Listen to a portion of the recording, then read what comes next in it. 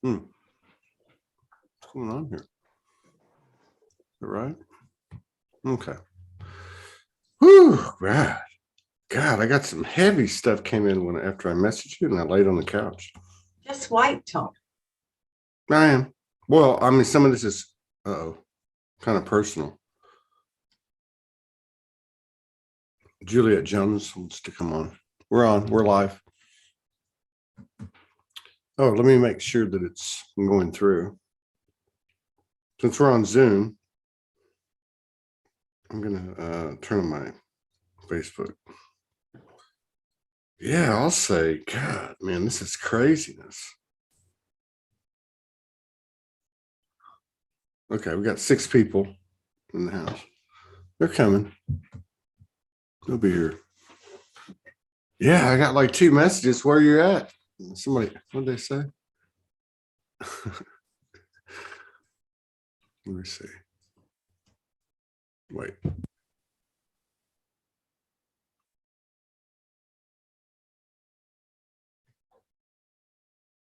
So there's one. Hung said, "Oh, hello, Sleeping Beauty. So nice of you to show up for your own show." Hung sent me a message and she said she was going to energetically like do something. And I know. So is that what happened? I had to change my pants. But hang on, I think what she did was she snuck over there and she shoved some fireworks in your dot. And within about 1 minute, you messaged me. So whatever she did worked. Got you. I rang you about 4 or 5 times. Did you really? Well, oh, yeah. You know what? I don't know why it didn't wake me up. I don't know what's going on. It's been a really strange kind of night, though. Here, let me check Restream just to make sure. Just to make sure that we're still. What the hell's going on with that?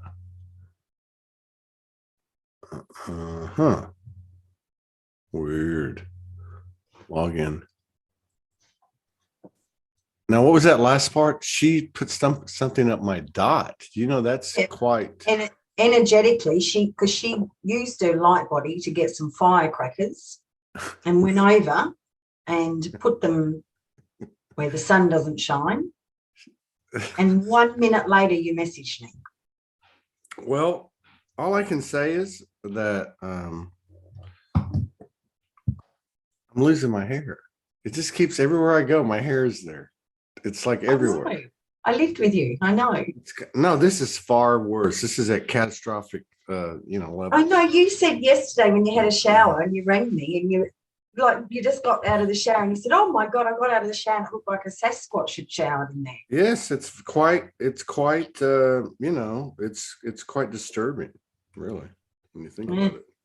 Don't worry. I know everybody feels deeply for me in that regard. We haven't had a conversation in 4 months without this coming into it, so I'm not surprised that you brought up your hair again. There's more. They say there's more right there. I don't even know where it came from. So I was on the couch. I felt something warm. That was the firecrackers up your bottom. A gift from Hung. It was a dragon firecracker. That's what a Chinese firecracker up my bum. Vietnamese. So, yeah, God. And it seems like about, I don't know, like half a day since I was talking to you. And that was only like an hour and a half ago. So I've never been this late. Yeah. No, we spoke about 3 hours ago. Oh, 3 hours ago. Actually, no, now about 4.5 hours ago. Was it that long ago? No. Yeah, you were at a restaurant when we spoke, and then I had a client for an hour and a half. And then when I finished that, you'd been asleep for an hour. And so now it's 2.5 hours. So, I don't know what happened.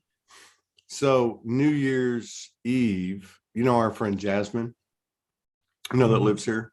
She texted me. I'm laying on the couch and I'm like, I just like, so many people have felt since like around the 28th.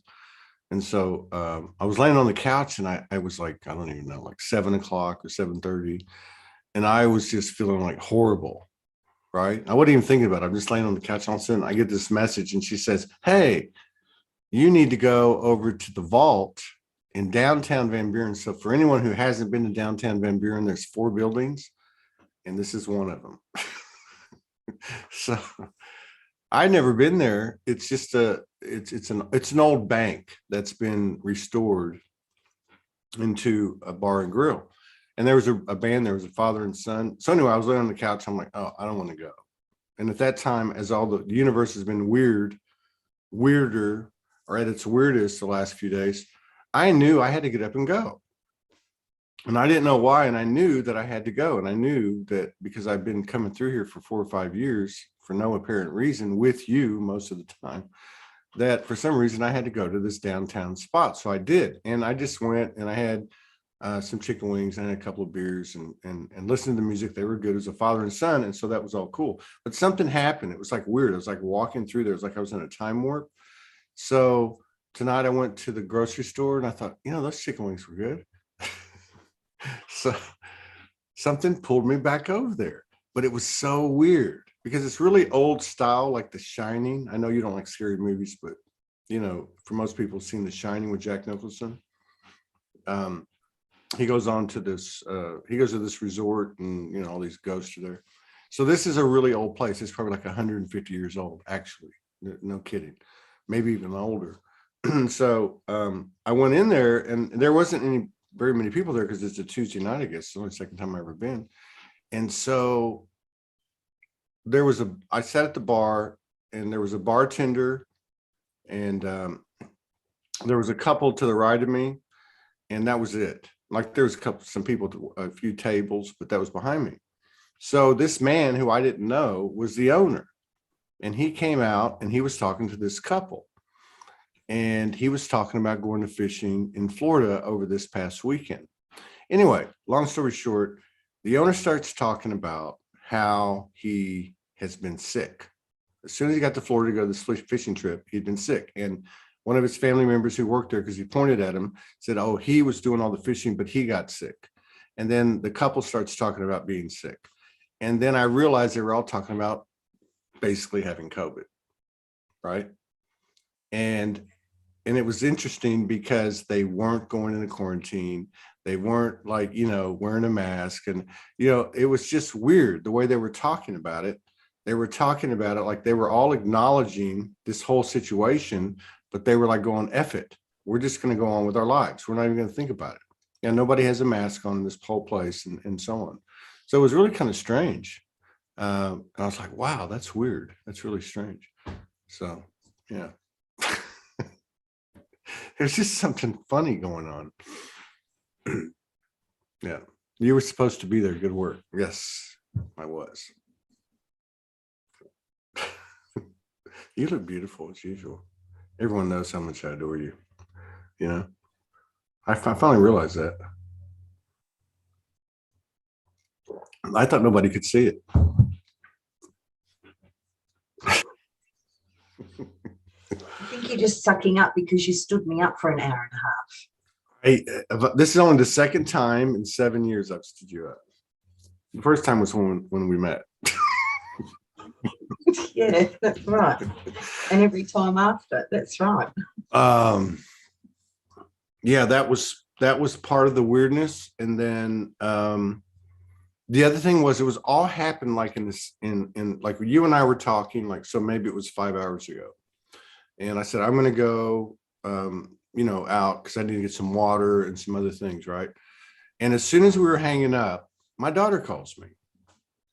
My youngest daughter calls me, the one that was on the birthday show. You already told me this. Yeah, no, but I want everybody to hear this. So what happened was she had something really traumatic happen in her life. Right. And the next thing I know, I get off the phone with her. We talk for a little bit. And then my other daughter's messaging me, same vibration, right? Both of them like going through this major crisis, yet they're holding their field, right? And then I heard from a couple of our sisters, who are really tight, and they were going through the same thing. And then our other friend, I won't mention any names, okay, that I think I sent you a note about. And I didn't know that her partner was really, really sick. Like he's in the hospital. And you know, and so it was like all this information came in about death, grief, sadness, and all the things that go with it. And I thought, wow, we've had like a heavy, heavy, heavy dose of this since on or about the 28th. What do you think? I don't know. It just seems like it. It seems like we've had a heavy, heavy dose of grief and loss and, you know, sadness, pain. I guess it's, you know, some pain involved. But everywhere I turned, and it wasn't like I was just experiencing it in the last, you know, like since we talked 3 or 4 hours. It was like all of a sudden, everything going back a few days, I was remembering all the frequencies of seeing those representations, like messages or people putting up posts or maybe on the live or whatever the case was. So it seemed like, and I was trying to write this to one of our friends, I can't remember, that was involved in this whole thing, right? Because you had a word about what was going on, and I think it went back to that post that you put up right before the shit hit the fan. So I think you need to stop making these posts, by the way, that forecast what's about to happen or what's happening. But you used a different word. I can't remember what it was. Do you? No. Yeah, I'm gonna have to pull it up. It's really interesting. It's like these things happen and they feel quite big and fully present in them while they're happening. And the minute it's done, and there's almost zero recollection. Zero recollection of it. Yeah. Yeah, that's a good way to describe what I wasn't feeling it so much as I was watching it. Like with my 2 daughters, that's weird that you say that, because my first daughter that called right when we were hanging up, that's what it was like. I was freaking out because she was so upset, and it just like went to daddy's heart, right? I mean, like she was literally like screeching, and she's, you know, 20 years old, and I hadn't heard her do that in a long time. I was like, whoa, what do I do? I wish I could call Morgan right now and tell me, you know, what do I do? So I'm just trying to hold space. But that's funny that you say that, because I'm not saying that she got over it. She sent me a message afterwards, and it was a very short and like, you know, you can tell everything's moved on. But then all of a sudden, as quick as it started, it stopped. And she said, Dad, okay, I'm going to go. I'll see you. Like, so that you say that, I think there's something to it. So there's a lot of people in the house. What were we talking about earlier? We're like, we need to do a live. Yeah. Do you remember? Your hair. Oh, my hair. We were talking about your hair. Yeah. It's actually very, very sad. So, but here's the funny thing. So I got upset today because I went to take a shower, which I do like every few days. Since you're going like, what's that? What's the point? You know, they can't smell me when I'm on camera. No, I'm kidding. So, no, but I took a shower, and it was crazy because my friends came by. Everybody know, you know, Ty that saw the show last night, Ty and Serena came by. So they left. So I'd only slept like 3 hours. So then I laid down, took a nap. Then eventually, whatever, I took a shower. I went into the shower. And you know, when you go in the shower and you let the water, like you're really tired, and I wanted to wake up and get cleansed. And I put the warm, very warm, closer to hot water on my head. And you know how when it hits your head and then it goes into your hair and permeates through you, and you can just feel all the warmth coming down. It didn't happen. It went in my hair, and the water just went like there was no highways or anything for the water to travel down and give me that warm, fuzzy feeling of the water coming down. It just went out of my hair. It didn't go on my skin. So I put my hands on my hair, and I start doing like, you know, like running my, and there's no hair. It was like, where did all the hair go? And then I was talking to you, and I'm like, what was that famous word? I said, over half my hairs feels like it's gone. And then you said to me, because it is. I said, what? I said, half my hair is gone last month. And you said, why not? Because it is. And I'm like, oh my God, I can't believe she just said that. But it's true. Yeah, I don't know what's going on. My hair's falling off. Is that what you're talking about? So I was really only joking, about inviting you to talk about your hair again, but so you're obviously still off planet. No, I'm on planet. You're here. Kind of. Yeah, I'm here. I'm just being a kid, But then I really got a kick out of it because once I got off the phone, I was driving down the road. I thought, oh, wait a minute, I forgot I'd cut my hair. And that was part of the reason that it felt like there was nothing there, because there's, like a whole bunch of it, came off. So you were right. Half of it has been gone. Mm. Okay. I'm sitting here thinking, now what would Hung do now? What would Hung say in this moment? Oh, we'll have her come on. Send her the link. You want me to send her the link? Yeah, send her the link. Need some help. I am not my body. And Jinjin Reynolds also wanted to Jinjin Reynolds and Hung. Jinjin Reynolds says, Todd, you are not your body. I know I'm not. I know. Not to mention, how the light body or the higher body looks. You know what I'm talking about, Morgan? Pretty hot. You know what I'm talking about? Like when have you seen yourself, your higher self, Morgan? I know you have. Like, what does she look like? You know what I mean? She's pretty hot. Me at about 45, I reckon. Really? Yeah. Yeah, that's true. All right, let me see here. Boom. Boom. No, but seriously, I mean, today's the 5th. The 28th was what, 10 days ago? Like, what the hell?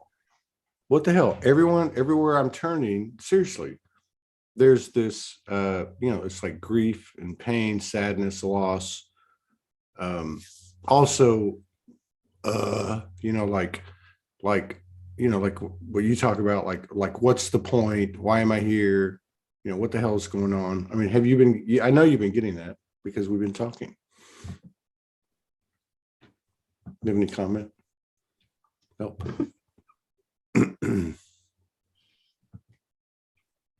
You're just going to leave me out here to hang? Okay, there's a Zoom link, went to Jinjin and to Hung.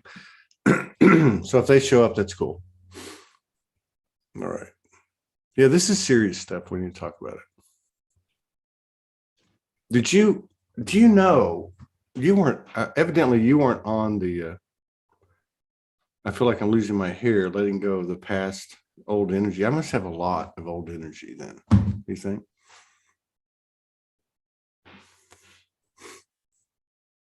Yeah. Okay. So the other weird things that happened in the last 12 hours is I'm talking to you and the streets have flooded on the eastern Australia coastline. And Australia, for those of you who don't know, is almost as big as the US and Canada combined.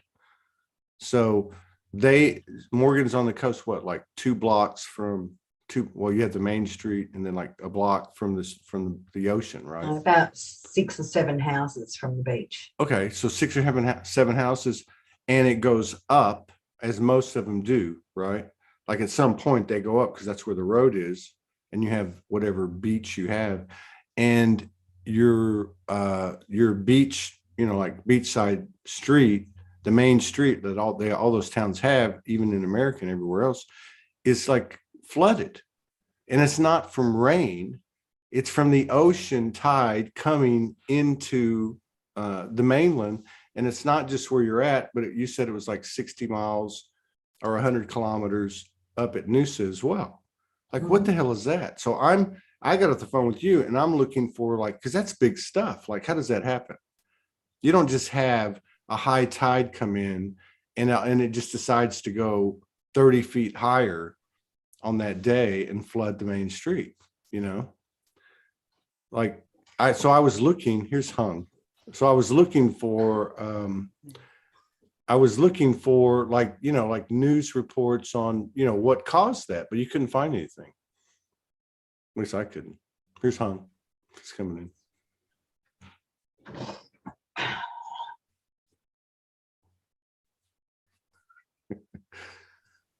Hey, hon. What's going on? What's so funny? How are you? What's going on? Well, I'm getting ready for bed. Oh, you're getting ready for bed? What time is it? Have you got your pajamas on, hon? Yeah, exactly. I have no pants on and no bra on, but that's okay. I'm on my phone, so you can't see.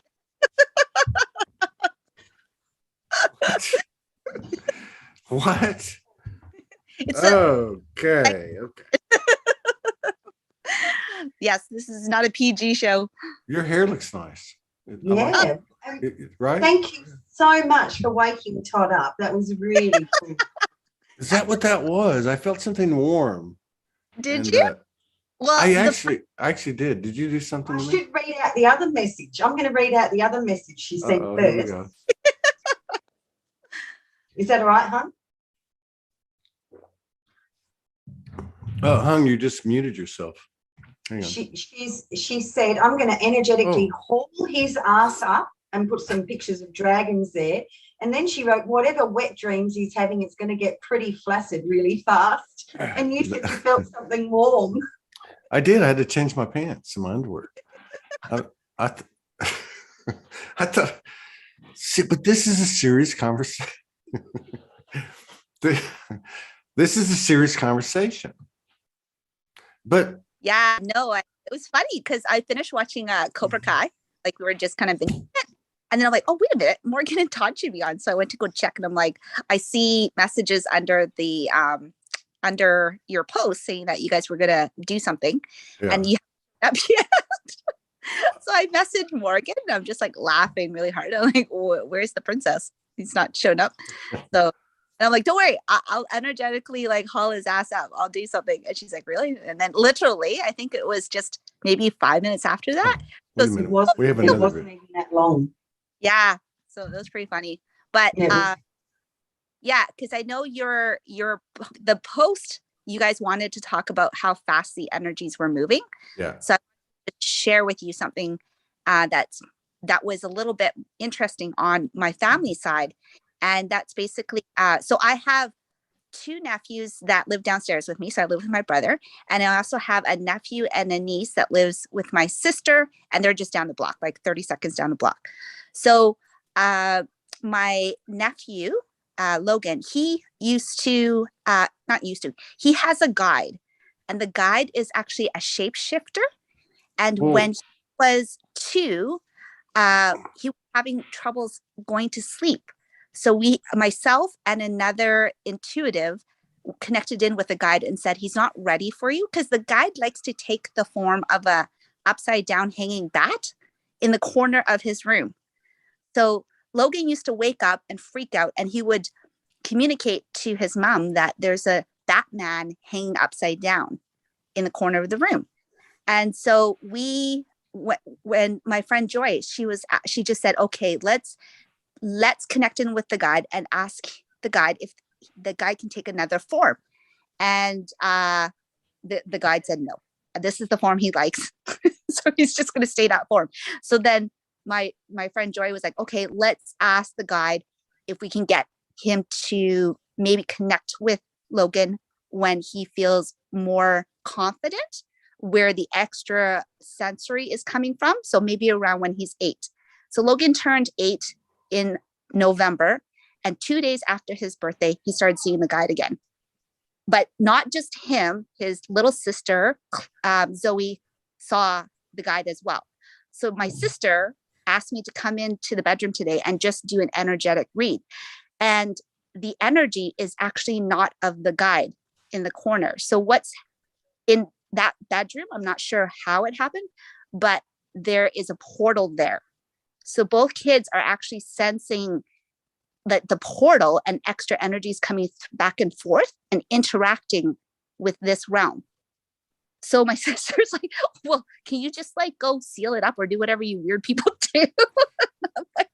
And I was like, oh, and literally an hour after I had that conversation with my sister, my brother said the 2 kids, like his 2 kids, so Oliver and Benji are 2 and 4.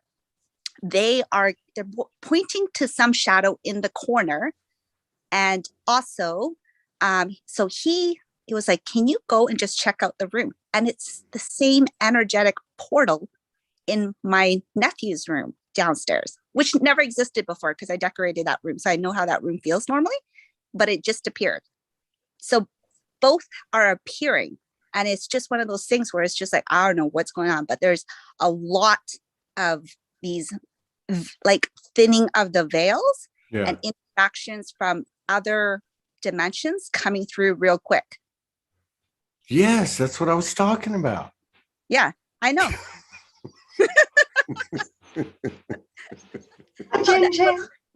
Oh my God. Yeah. Okay. Here we go. Here's another one. Just like three. These are. I don't even know how you got me on here because I have like just lip gloss on. I have been cleaning all day. I've had this like obsession with cleaning today and like starting my new business, which is not really a business, just selling like little things around here and making people happy. Like it's not like a bit. I don't like the word business. Mm. Kind of like old school, but I wanted to like make like a little like I'm starting to ground into my, it's kind of weird. It's like I'm starting to ground into the earth with these higher frequencies now. And I want to be around people again, which I was totally avoidant of people before. So something shifted inside of me. Like it happened on New Year's, actually. I'm sure everybody had a certain shift, and it's going to be different for everybody, depending on what dimensions they have access to. Yeah. Because I'm listening to this beautiful soul down here talk about portals and stuff, and I've experienced that, and now I kind of just want to be in the world again. It's the weirdest thing. Like I'm feeling so grounded into reality, yet still anchoring in certain energies. Does that make sense? It's hard to explain it. Yeah. Or you're feeling enthusiastically engaged with this reality? I wouldn't say enthusiastically. That's a little stretch, but that would be an optimistic view of it. It's more like I feel like I need to do some groundwork. More groundwork and more like relating to people more. And I think it's just a part of this whole thing that I want to create conscious communities. So I need to be out in the world more and kind of find the people that I want to do that with.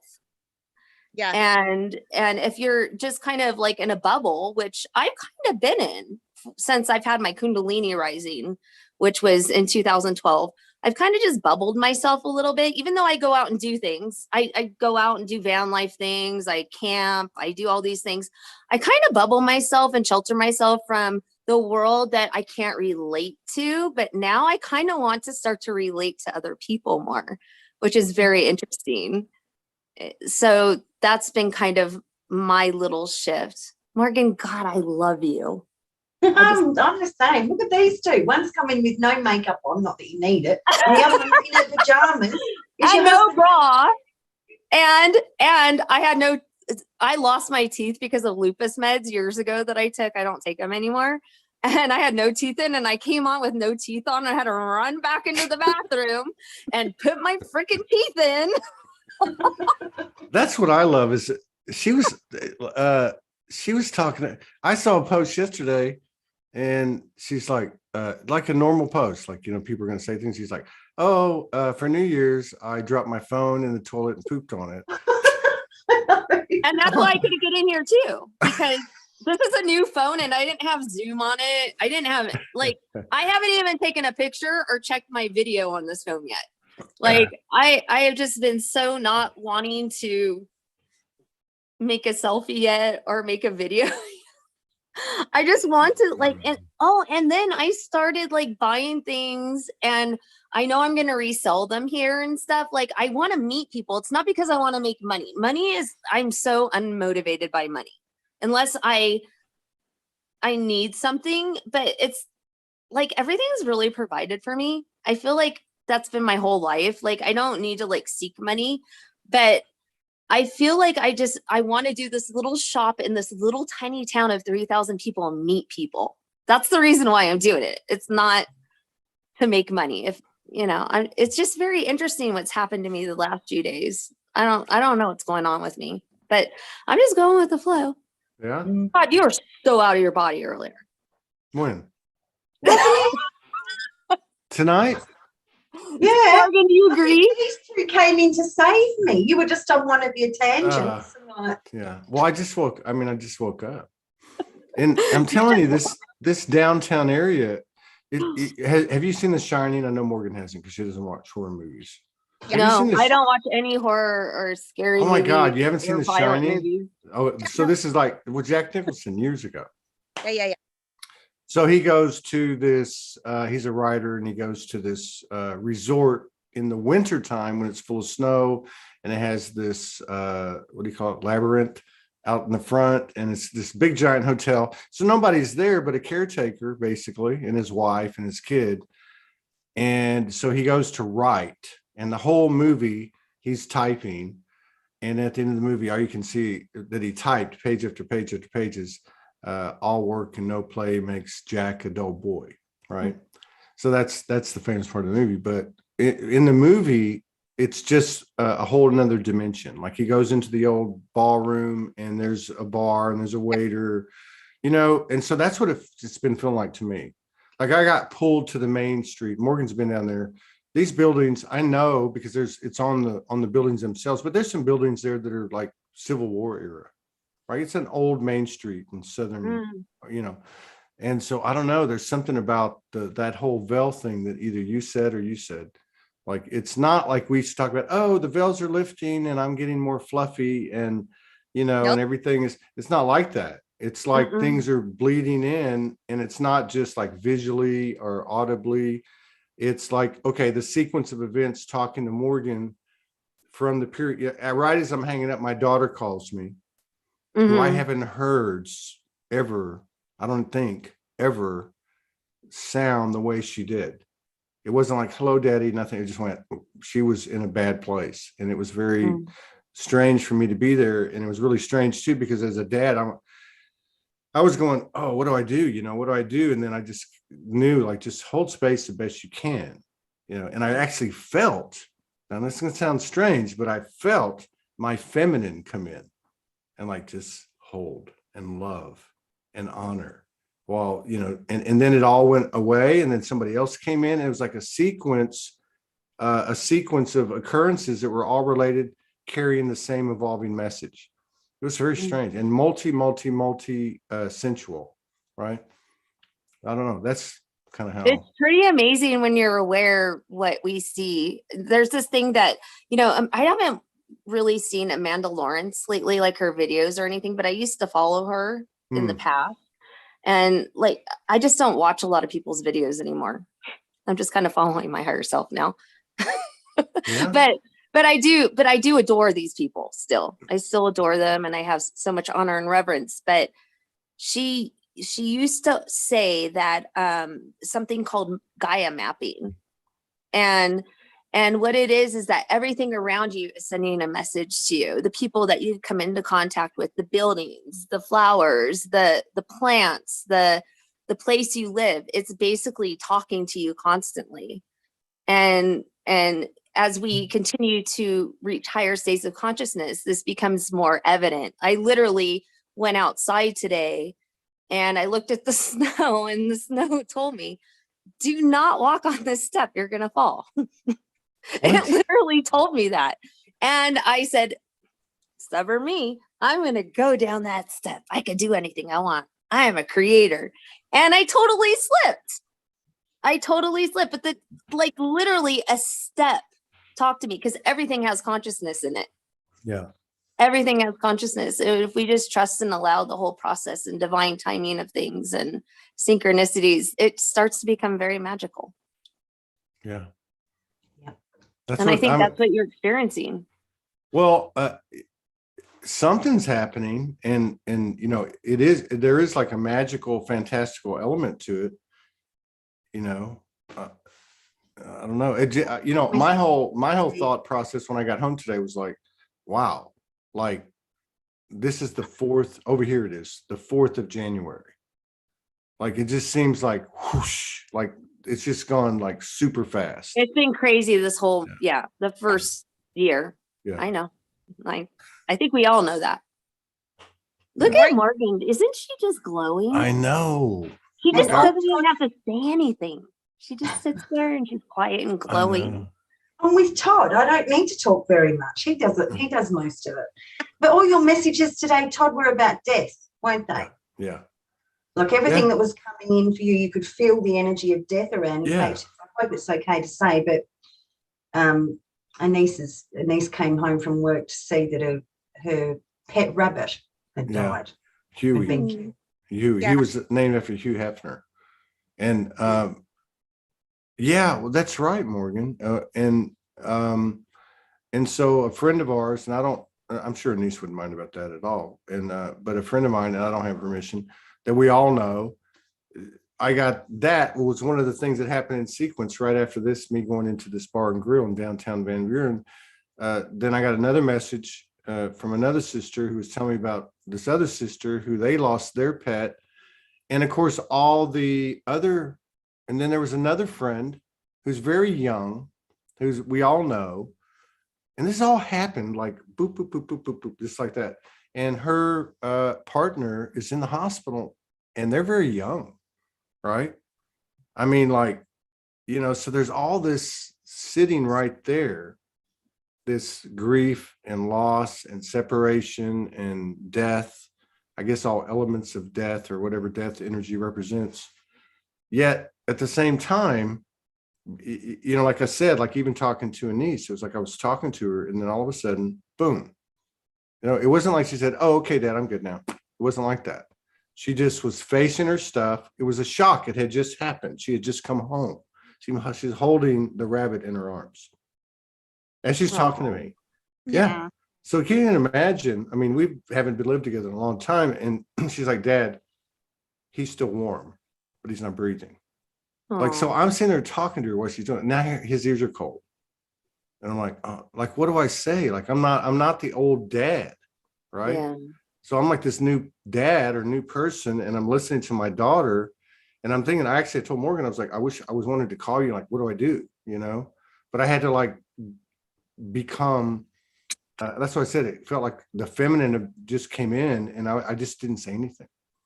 I just stayed there and just held space. But to your point, then she kind of like, what do I do? I said, I don't know. Call a vet or call an animal hospital. I don't know what you do when you live in the inner city, and what do you do with something like that? I don't know. And so she's like, okay.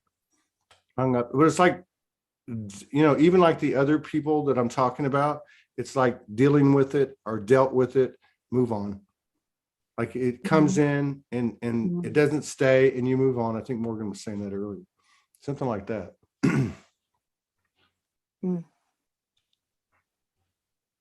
So about you, Hung, have you felt anything different in the last few days? Yeah. there's so much to process, right?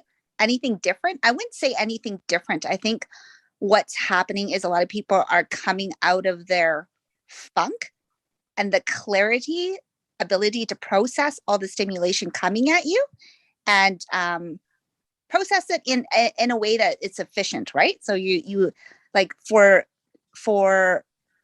if it's death is a heavy topic. So if you're in the right frame of mind, you can process it. You can play the human part of it. You can play the higher aspect of it. So it's like all of these things are coming in. And I think for myself, the last couple of days is I've been able to like categorize all these emotions, but not in the same way that I used to. So for example, with death, you would sit in like this funk of grief and sadness and maybe even a little bit of resentment, and depends on the relationship that you're going through, right?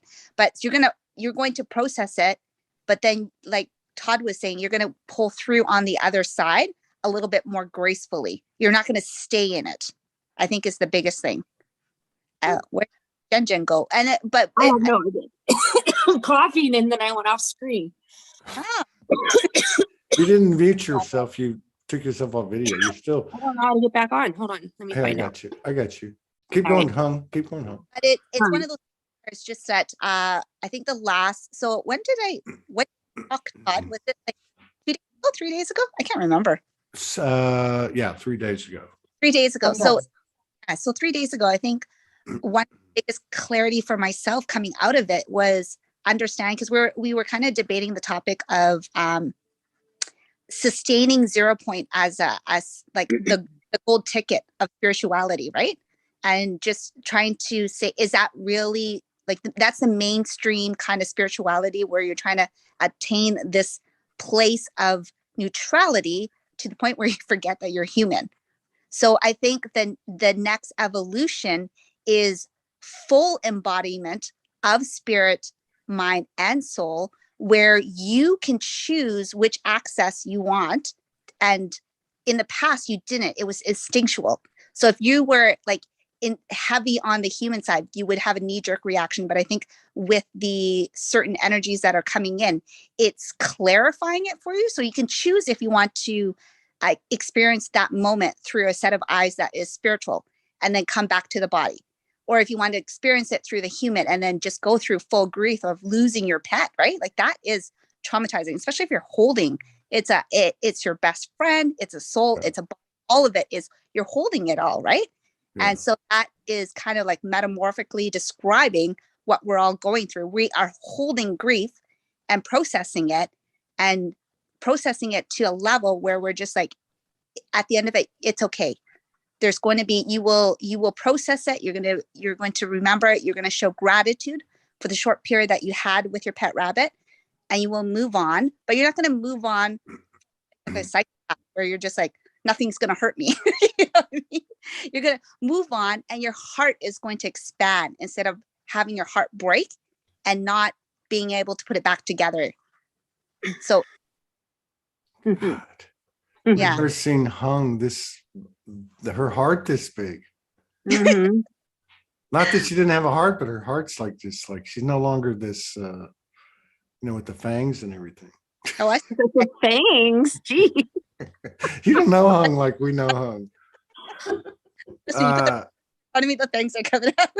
I You know know what she's talking about is navigating dimensions, because we have this opportunity now to navigate dimensions and Yeah. to relate to everybody and everyone, no matter what dimension they are anchored into, no matter where they reside, what their beliefs are.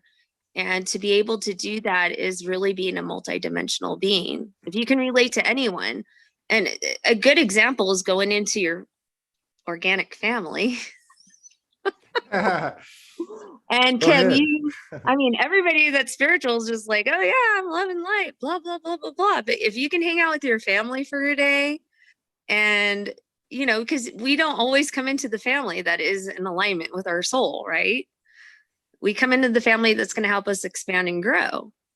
So if you can hang out with anyone and honor their experience, you're going to be of service to them more than you would ever be if you were trying to tell them what to do or manipulate them into your belief or anything like that. Or even don't say anything. People like Hung live with their family.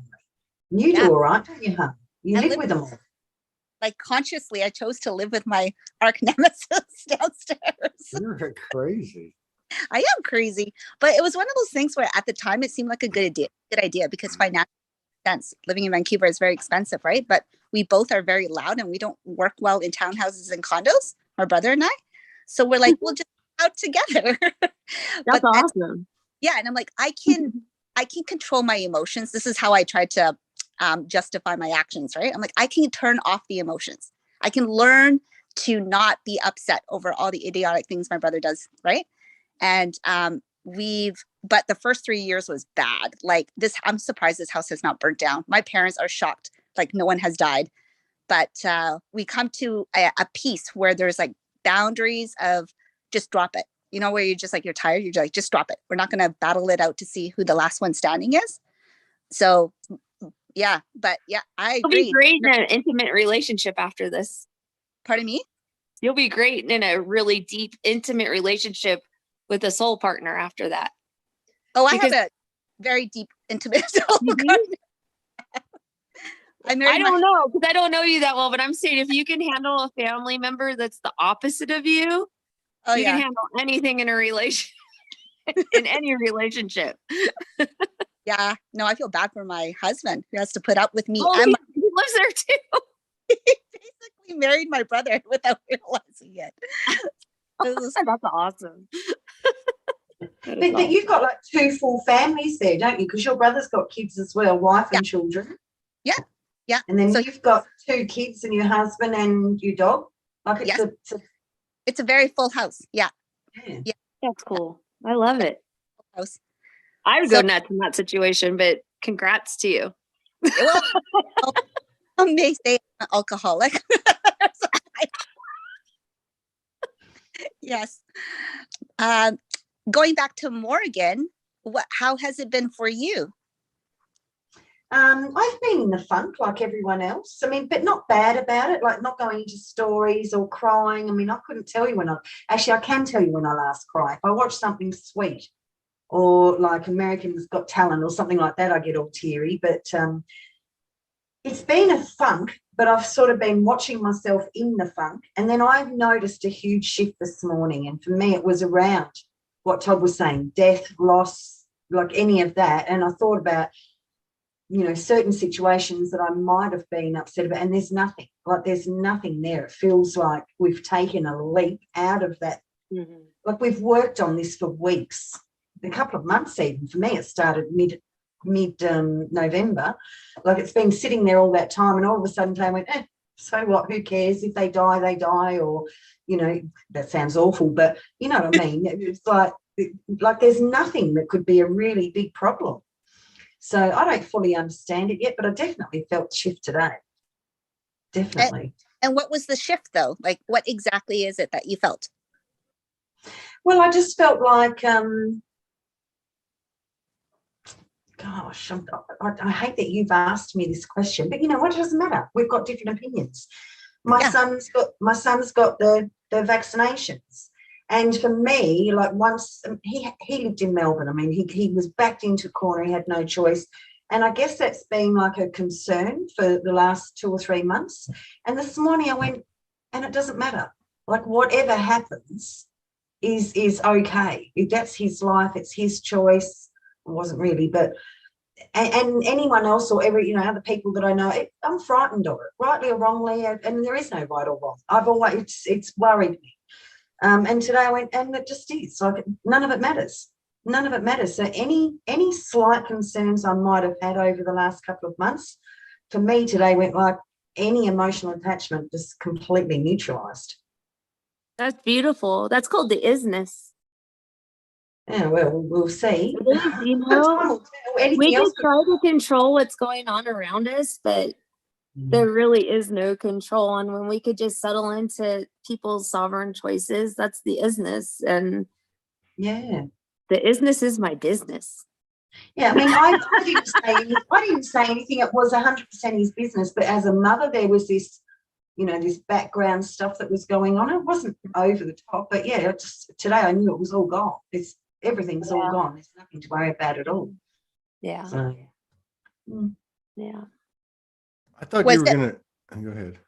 Were you feel you didn't have to worry about it because you trust your son and his decisions? Or I trusted him and his decisions anyway. This was my own, you know, in the background sort of fear. And I'm going to go this deep. So I went there this morning. So if he gets really sick and he dies, like normally that's a huge thought for a parent to have. And I went, doesn't matter. He'll be okay. He knows what he's doing. And we're like really blasé about it. Like there was a real huge shift. And I don't fully understand it. It takes my brain 2 or 3 days to catch up. But no, I've respected his choice. I've never tried to do anything to stop him. I've shared my own concerns or whatever. So it's your body. It's your, you know, I really got that when he turned 13. Like that stuff's, he's got to be able to make his own choices. Yeah, it's like everything's just gone. It just is. Isness. Yeah, isness. Mm-hmm. Isness. That's beautiful, Morgan. Yeah, it feels really good. Like normally I'd be maybe, no, I don't know if it's true or not. I mean, he does sleep in. Sometimes he says, I'll call you in 15 minutes, and 3 hours later, and I, might get to a point, oh my God, maybe he's died. But I didn't even get that today. I said, oh, well, he's either having a big sleep or he's died and everything's going to be okay. That's when he doesn't answer your phone. Maybe I always answer the phone. I always do. If she calls, I always answer the phone. She's the only person. It's kind of interesting that you guys are all talking about this death thing, because I don't know if I've talked about this on here before, but about, I don't know if it was 7 years ago. I don't keep track of time. I'm horrible at time. So about 7 years ago, my boyfriend at the time died in my arms. He had a aortic dissection and died. And the way I processed it, that was after my spiritual awakening, and he was starting to wake up, but we were kind of in different dimensions at that time. But when he passed away, I saw his soul leave his body completely. I just, the fire department came after I gave him CPR, and I knew he was gone. I know he left his body. And there was a lot of concern with the family and everything, because I had emotions for a few days and then I let it go, because I heard him whistling in the house. He loved to whistle. I heard him whistling. I heard him saying, I'm great. I feel better than I've ever felt before. I heard him talking to me. And so it let go of the trauma of the death and let me see a different experience of death. It's almost like a graduation for people. People think of it as the end all on this planet, because we've been so programmed about that. And it's just a shift in reality. And people make choices when they are going to leave this planet on a soul level. And there's nothing that we can do about that. We have zero control over when somebody's going to leave. And if we think we do, there creates a lot of suffering. So, and I was going to say that I was making the bed earlier today, and I go, and that's where me and Eric sleep, and he's not here right now. He's back in Laguna Beach. And I was making the bed, and it came to me that, oh my God, what if he dies? It just hit me. So it's weird that you guys are talking about this. That's all I'm saying. And that's why I brought up the other thing. And I go, if he dies, the same thing will happen. I'll be grateful that he had this wonderful life on earth and that he graduated. What am I holding on to? Is it an attachment that I'm not going to be okay without him? I've always been okay by myself or with somebody else. Of course, I'll miss him, but I know he's still there. He's just in another realm, So, and you have to kind of think of that kind of stuff with a partner. No matter what, we have no control over when somebody's going to die. Look at Franco. Yeah. Franco, it was a total shock to me when he passed away. I totally thought he was going to get through this. He made a soul choice to leave this planet, I believe. He did his work. He did his work damn well. Yeah. More than a lot of people do on this planet. And he left, and I was just like, wow, that's it shocked me when he passed away. And then I was like, he made that soul choice. He even said that in one of his seminars that I watched. I didn't watch a lot of them, but he says there's going to be people that make the soul choice to leave this planet, and we have no control over that. And to even think we have control over that is just simply silly at this point. So to go through that death program is very important for everyone that's around us, because I just feel it's a graduation. I don't think it's anything bad. No, I don't. We've got a lady coming on in the next few weeks whose 9-year-old daughter had a terrible accident. I think 3 or 4 months ago, had a really terrible accident playing on a swing and died. And she wants to come on and talk about, one, the trauma and the tragedy of it and how terrible it was going through it, but how okay she is now. And that's only I think about 4 months ago.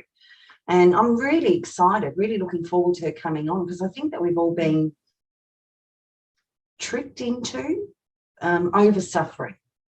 Yeah. For sure. But I don't think I've been tricked into it. I think it's just that the collective consciousness has been empowered, like Jen was saying. Is it Jen or is it Jen? You can call me whatever you want. Jen or Jennifer, Jen, Space Monkey. The collective consciousness has been empowered, and somewhere along the shift, in our consciousness, we got plugged into other dimensions. Like we have access to other dimensions. Before, just physical, non-physical. Those were the only two dimensions that the masters were able to play in. But now we're able to play in other dimensions that carry both vibrations of physical and non-physical. So that's where it gets really interesting. And that's where you understand the fullness of eternal life, right? Because your life is being played out on other dimensions as well. And the portals that I was going to kind of loop back into that are popping up in my niece and nephew's bedroom are not to the spirit side, because I've been there and it feels very different. It's to other dimensions where physical and spiritual are occurring in the same as ours, just relating in different ways. So, for example, if you have been able to go through basically exiting out of this dimension, like Jen was mentioning, she feels joy and a sense of proud, like when her loved ones pass on out of this dimension, because she can feel them still in operation in other dimensions. So the eternal life continues on. It's just like for us at this, prior to this, I think it's a little bit convoluted. Like the construct of it would like blow your mind. But now I think what's happening, and it's showing up in Hollywood as well, right? Like all of the narratives and storylines are showing up in multi dimensions of both worlds, well, like all these worlds. So it's, I think that's where it is. It's when the death program is not limiting. It's more like, it's not a death program. If you want access to that energy that you miss, you need to level up to create portals to the other dimensions so you can feel that energy still flow through, so you're not alone. So it's more of like the attachment is still there, but you're mastering the attachment because you can still feel them. Like your boyfriend who passed, you can still hear him, right? Mm-hmm. Well, not anymore, but I did for like a year after he passed away. But it helped you, right? Yes, definitely. Yeah. And a lot of people don't have access to that. So your access point helped you through that. So I think that's what's coming up. That's where it's just like, what is going on? Like something, that shift. And that's why for Morgan, for you saying, oh, well, if he dies, he dies. And it sounds horrific, but it's not, because it's not. Right? You're like, oh, I'll just access Todd in the other dimension, right? Where you're like, oh, there you are. I don't know. And especially with these two, because they connect together from thousands of miles away. Yeah. And me and Eric have had those experiences too, but it's only happened a couple times. But when you know you can do that, you know you have access to realms beyond what we have been programmed to believe. I mean, it's there. It's there. There was a famous psychologist in the early 1900s. His name was Roberto Assagioli, an Italian psychologist who lived in France, and him and his wife had a 14-year-old boy. And one day the boy got hit by a car and instantly killed. So he decided that they would do all the funeral and everything that needed to be done, the burials, all that sort of stuff, and that he would allow them to suffer for 2 weeks. So at the end of the 2 weeks, when he felt that they'd done enough mourning, he connected, first he did himself, he connected himself with a future aspect of him that had already done all of the grieving, merged with that future self and it was done. And then he immediately did his wife, and both of them had completely, not bypassed, but integrated everything that they needed to do by allowing a period of time. And then they left and they went on a world tour for 12 months. When they came back, they had no friends left because everyone was disgusted in the fact that they didn't grieve. But it is possible. I mean, we absolutely have to do some grief, like, get over the shock of it and all that sort of stuff. But then, we get to choose how long we suffer for. And the other thing too is we've been conditioned to do this extensive suffering. When someone died 150 years ago or whatever, The women laid the body out on the tables. They washed them. All the family members came in, said their goodbyes. And, 4 or 5 days later, after that person's been in the house with them for a few days, then the burial happened. And I think through that process, we did that natural releasing by being a part of it. Now it's all been handed over to, funeral parlours, and we miss out on all of that natural grieving. So I think all this sort of stuff's going away. And, while we're in that heaviness of grief and anger or rage or loss and all that sort of stuff, we're very dense. It's very hard to hear them. So the sooner that we let all that go, the sooner we can start communicating. Oh, Morgan. What? She's sizzling. Ooh, She's sizzling, isn't she? She's hot, dude. She's hot. She's said it. You I know. just- We're All waiting for you to get of you back. are doing it. All of you are saying, like, you're all being beautiful right now. But I'm just saying what you just said, Yeah. I totally resonate with 100%, because death has been such a separation process in our culture that the person dies, they put in a bag, and they're shipped off to some place. Before, it was like, even in the Jewish community, you have the body somewhere for a while and you grieve for a certain amount of days. And I think that's a beautiful part of the Jewish culture, is that, you actually do grieve. And then guess what happens after that? You have a joyous celebration of life. Yep. So I'm looking forward to this lady coming on. I think she's going to be fascinating. Such a gift for all of us to listen to. Mm-hmm. And it's only been 4 months and she lost a child. Yeah. That has got to be the hardest. And I don't have kids. That has got to be the hardest thing to lose as a child. I would think so. Yeah. I would think so. Yeah. That's what they say anyway.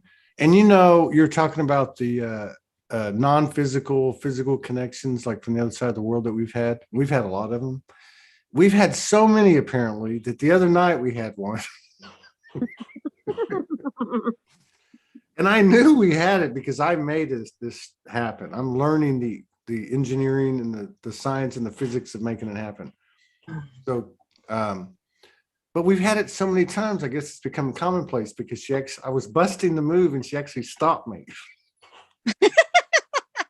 I was watching The Witcher. I didn't want you in there interrupting me. And I was like, I said, I can't believe you stopped me. Nothing to say how about hard I worked. Because I felt your thigh come up behind me and I felt your foot go into the arch of my foot like you like to do. I'm like, yes, I know. And I said, then what happened? She goes, then I told you to stop. I said, are you crazy? I said, do you realize that every time we achieve something like this, the deeper we go, that we're contributing something to the collective, And she goes, oh, you want me to take one for the team?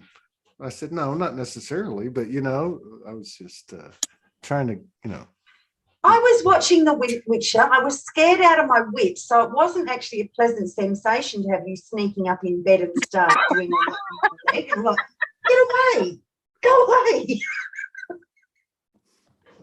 Oh my God. If you guys even knew how much I relate to you guys. So consent is still a thing, even in the astral planes, eh, Todd? Absolutely. And it should be.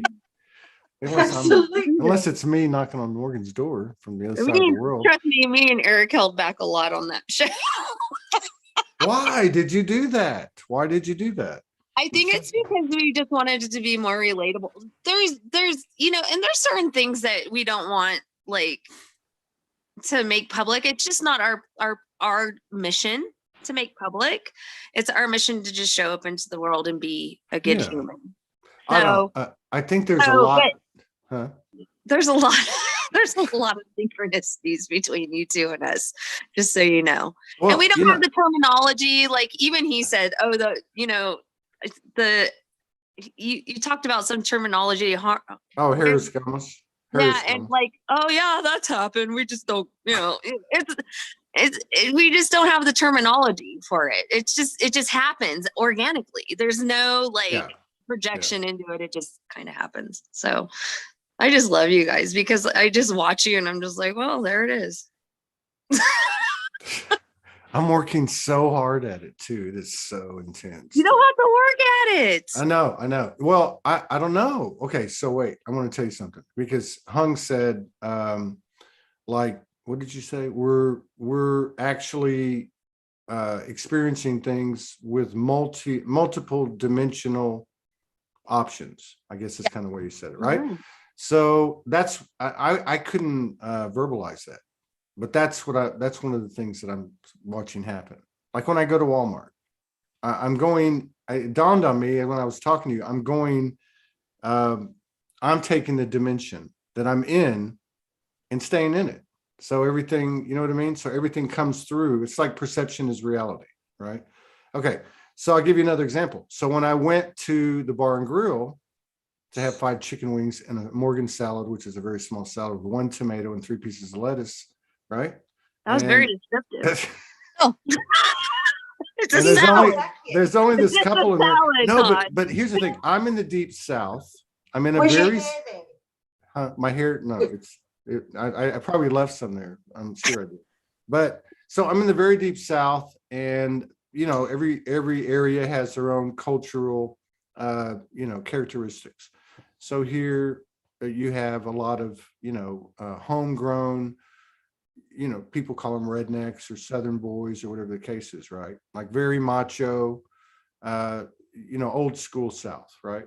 So I'm sitting at the bar, and the couple that's over there, it's this guy, and I'm 6'2". This guy's probably like at least my height and probably like 40 pounds bigger.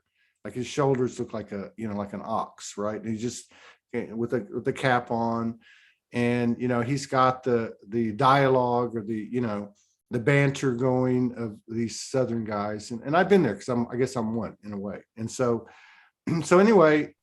He decides he's trying to get everyone, and there's not too many people, just like the people that work there, maybe 5 other people. He's trying to get everyone to have a drink with him. And I don't know the guy, right? And so he never asked me, not that I cared. And then he decides he's going to buy me a whiskey. That's what happened. So he said, will you have a whiskey with me? And I said, well, I guess so. Yeah, I'll have one with you. I'm about to leave. And so I took a shot of whiskey. So he starts to talk to me, which we all know that's a very difficult thing to have a conversation with a person in this state of mind, right? In this state of being, because I'm a recluse and I never come out of the cave. So as he starts talking to me, he says, do you want another one? I said, no, because I've got to go to work in 2 hours. And he says, oh, where do you work at? I said, well, I work for myself. And then his girlfriend or his date says to me, like, what do you do? And I said, well, I guess, I mostly broadcast, but I like with my wife, and we kind of like, anchor this spiritual organization. But the crux of it is this talk show. And so he says, so what do you talk about? And I said, and I was very aware that I wasn't self-conscious and I wasn't considering where I was at or who I was with. There was nothing. I was just like very relaxed. It was probably the whiskey. So I just had like this, my heart rate was slow, and I just went, well, we talk about a lot of things, and really we talk to people all over the world. It's kind of a grassroots thing. And so people talk about their traumas, and they talk about their emotions, and they talk about their childhood and their relationships, and they talk about alien abductions, and they talk about dragons and fairies. And I see it was the bartender, the dude, and the chick that all I could really see, but I could feel the people behind me because there was like 5 or 6 of them that were all listening. And I watched everything change in that moment. Now, the interesting thing was there was this, and nothing against the guy, it was just a energetic, symbolic experience of I guess what we're all talking about or describing. But here was this masculine energy, funny guy, big, tough, talking to everybody, having the banter. Everybody was engaging that, like, hey, pal, what's up? Did you go fit? And they're all having all these stories. And then as I said these things, I saw in that moment, the woman, her eyes lit up, right? She went from being like, like kind of bored and serving this guy. And I don't mean it that way, but that's what it was. It was like old school equation. And I watched her eyes just bulge out. and everything kind of got quiet. And then he got quiet, like he didn't know what to do. And then he said, well, you probably need another drink then if you're going to be talking, so he tried to make a joke about it. But I realized in that moment what was going on. It was literally like a dimensional shift, right? Not that I caused it or anything. It wasn't about that, but it was about being in this old 150-year-old building and this conventional stuff going on in a kind of, because it is kind of a Mayberry, and Morgan will tell you, it's kind of a Mayberry RFD type environment. And just seeing all those dynamics there that are normal, and then throwing something out without reservation and without being self-conscious, and watching the reaction and watching everything just kind of shift. So that to me was another example. I hadn't thought about it, but like what you were saying about, you like have different options to experience it in, because that makes more sense to me. It's not like, it has to be this way. Either you're going to be on the good earth or the bad earth, or the awakened people or the dumb people, right? It's more like, okay, which one do you want? It's almost like you're like going in to LA and you've got a super freeway with 8 lanes. Like, which one do you want to be in? And it's not like, you can either be in this one or and if you are, you're not in that one. It's not even like that.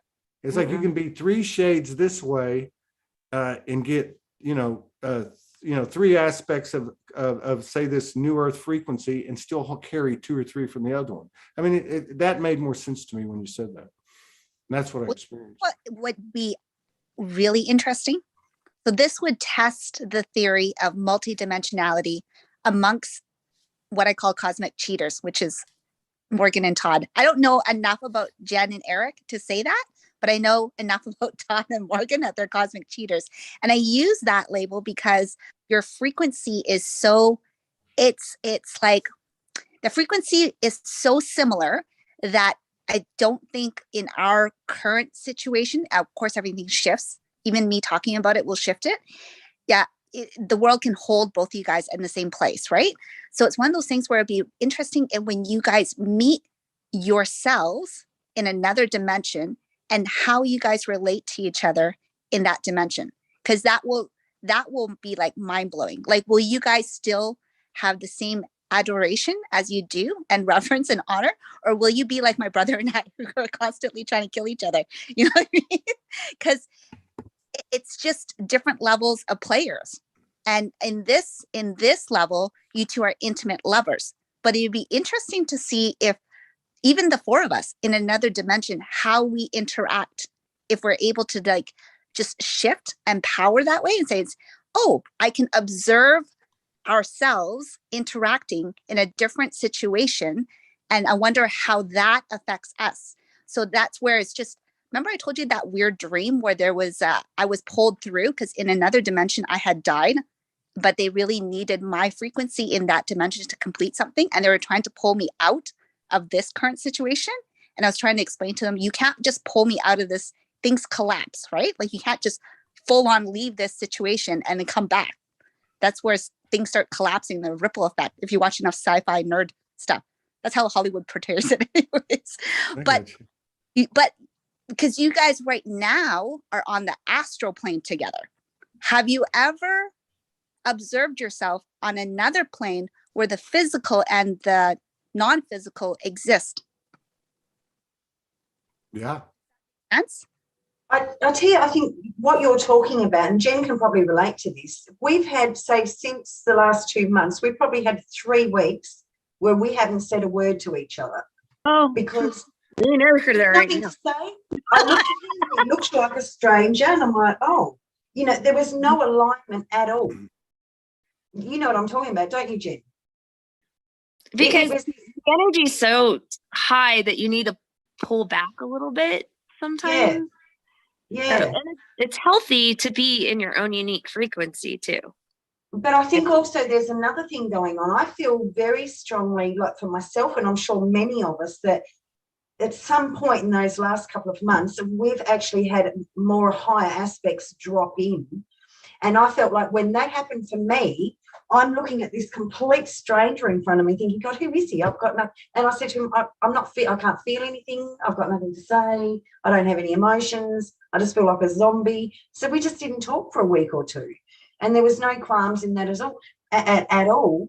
But I wonder if our human beings, if that's the norm of experience, that multidimensional thing, like just between the two humans.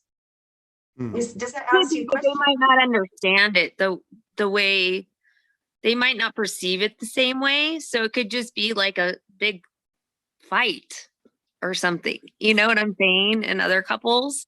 So I don't know. But you know what? This has been an evolution, and this whole thing that Hung said, and like what Morgan just described, is that now I can figure it out. Like I can feel it, like in myself, because it's been an ongoing thing, and it's not just about us; it's about the whole thing, right? Like this whole getting acclimated with more choices. I mean, think about multidimensionality. How many times I've sat here and gone, "What the hell does that mean? Does that mean we're going to be walking in the earth as human beings and having recollection of all of our incarnations and all of our past lives? Like, how's that going to work?" But I think it works more like what Hung's saying, where you actually each day you wake up and there's more, more lanes that you can experience, your life with moment by moment. So, like in this case, I recognize a lot, and so like when this happens with us, I can feel her more. I know what's going on before anything even happens. And I don't need to talk about it. I just know it. It gets more and more, or say less and less of a fluctuation or intensity or chaos between us. We just go, oh, this needs to happen, boom, and it's getting easier and easier and easier. And I don't think that's not about the relationship or the connection or maturity.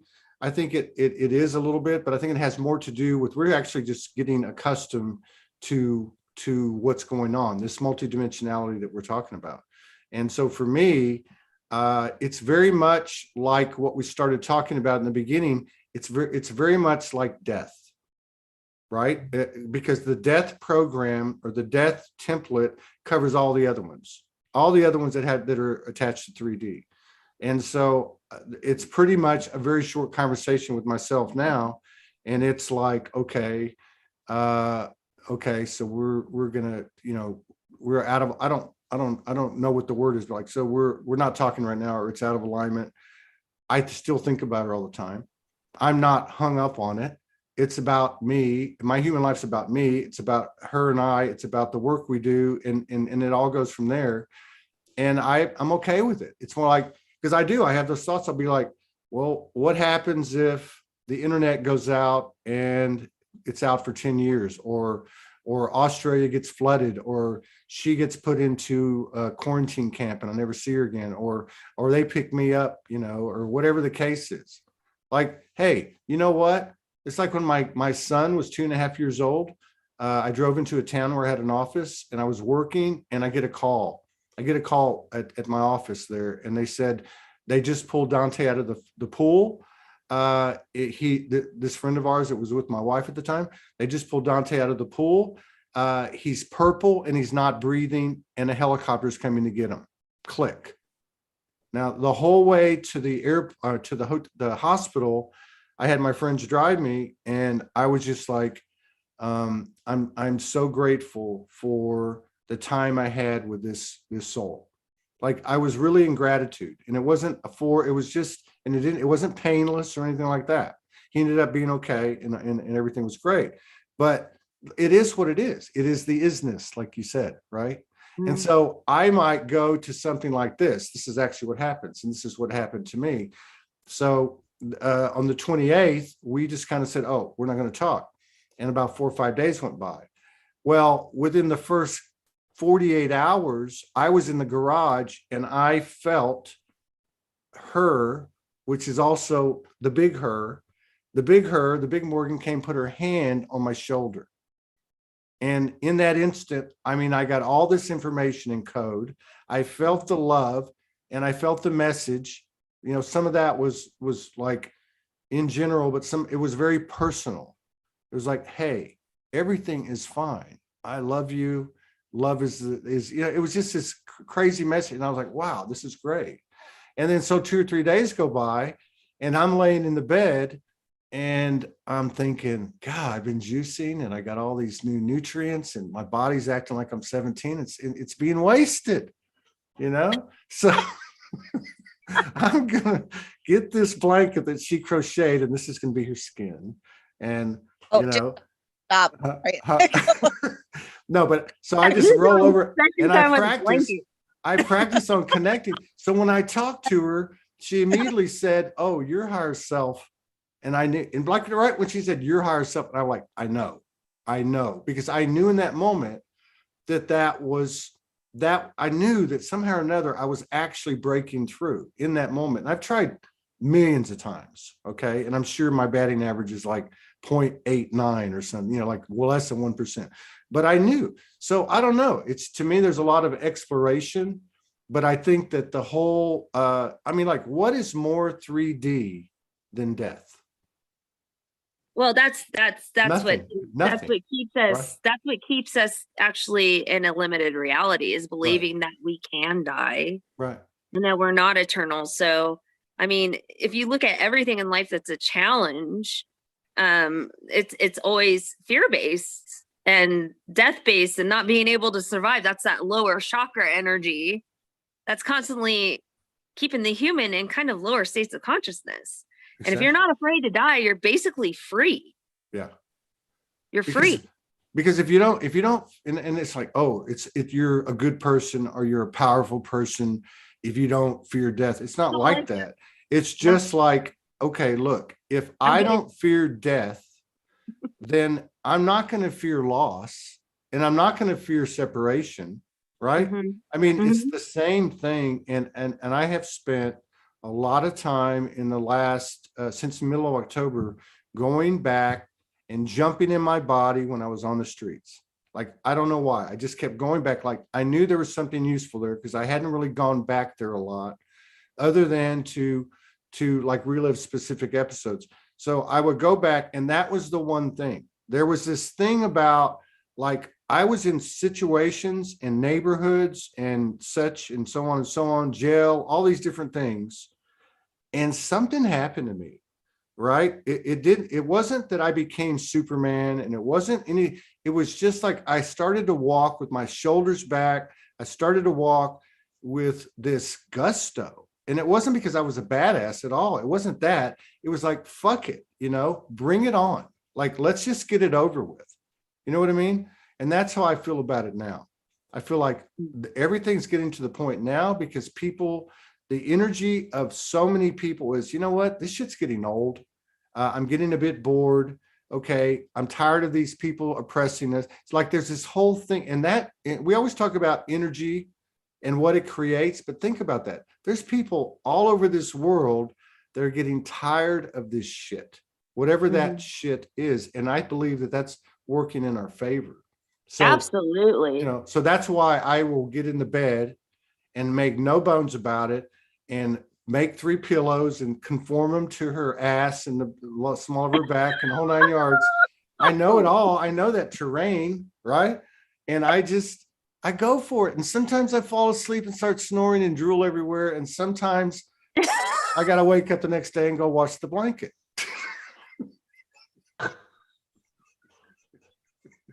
Dying over here. Dying. YOLO. We're all dying. No, but it's like, okay, what do you want to try? It's like, what do you want to try now? I can't believe I said that. No, but seriously, it's like, no, that's the way I look at it. When I'm with Morgan, honestly, like, even like when I was talking to her earlier today, like, I noticed something in me. When I'm with Morgan, I'm like a little boy, right? And there's something really cool about that. So I got off the phone with Morgan, and I hadn't thought about it in a while. And I think about it, and I see it sometimes. And then my daughter called me. Well, when my daughter called me, I shifted. I didn't go into the old conventional 3D dad. I went into what I know now in my multidimensional experience. What can I do? So I went into my feminine to hold space. And then I reached out to Morgan to tell her a couple of things, tell her about that, tell her something else. And I realized that my energy, not in a bad way, had changed. And I realized that I was communicating with her, and really where the basis of our relationship isn't Todd being a goofy kid, even though there's nothing wrong with that. We giggle and laugh when we're together. It's this higher frequency, less sentimental, less emotional by human standards. It's this intelligence, not that that's better, but it's just, that's where we meet, right? And so, you know, I feel like that part of me is coming out more and more and more. And I got to believe that that's what's happening to more and more people. But at the same time, you can lay down and try to connect, you know, and I'm being funny, but, you know, it's sexy as hell as well. But like, what can we do? What can we do? But we certainly can't do that if I'm stuck in the death program, right? Just brought a whole new dimension to humping pillows, Todd. I know. Fine.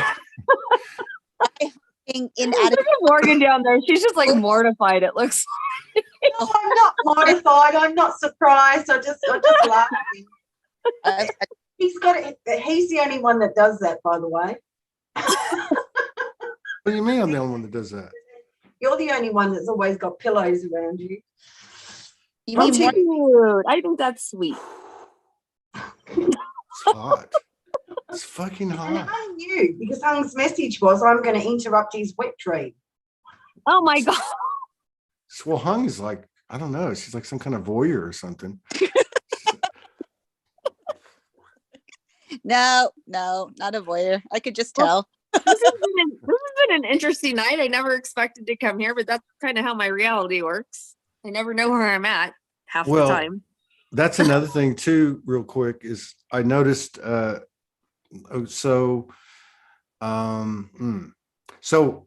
another person that, like someone that helps us, because again, I don't have permission or whatever, you know, so I reached out to them today because I was laying on the couch and then Morgan popped in my head and our friend did too.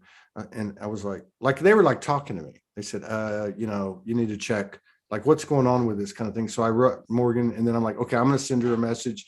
And I did.